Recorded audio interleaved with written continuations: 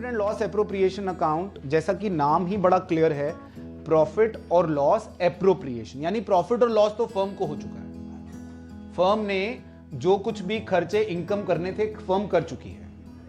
Firm के business income, business खर्चे होने थे वो हो चुके हैं। वो कहां पर जा चुके हैं? Trading P&L account. इससे पहले एक अकाउंट बना होगा P&L अकाउंट, उस P&L अकाउंट से प्रॉफिट या लॉस आया होगा, वो प्रॉफिट लॉस आप यहां ले आए हो, आपने बनाया P&L अकाउंट, और उस P&L अकाउंट में यहां पर 2 नेट प्रॉफिट आया, वो नेट प्रॉफिट उठाया, आप यहां ले आए।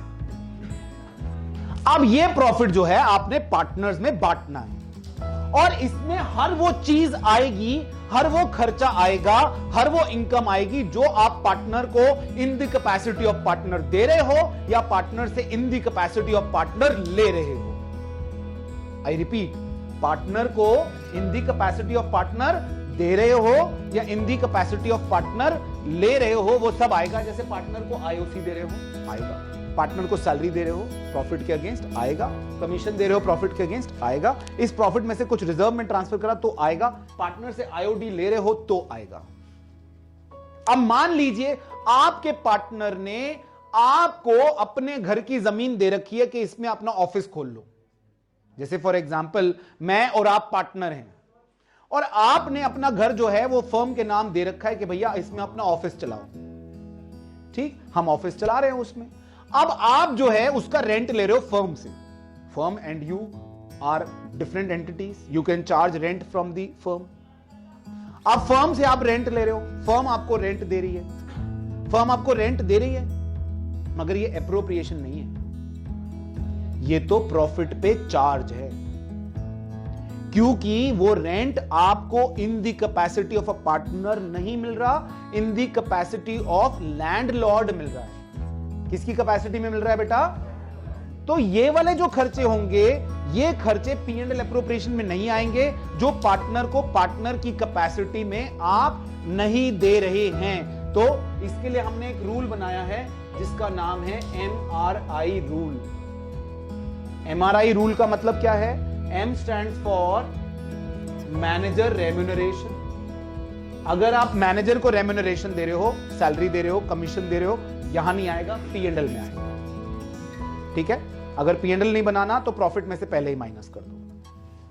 Rent to a partner, rent to a partner आप कब दोगे?